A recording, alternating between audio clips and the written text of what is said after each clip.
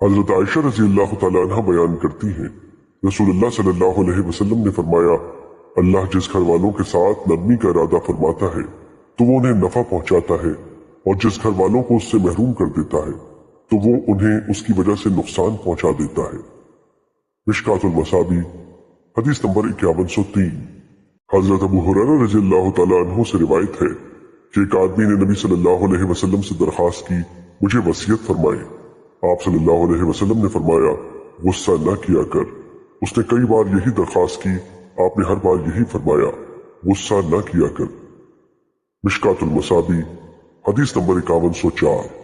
حضرت ابو ہریرہ رضی اللہ تعالیٰ عنہ بیان کرتے ہیں، رسول اللہ صلی اللہ علیہ وسلم نے فرمایا، کسی کو پچھاڑنے والا شخص زیادہ طاقتور نہیں، طاقتور شخص تو وہ ہے جو غصے کے وقت اپنے آپ پر قابو رکھے۔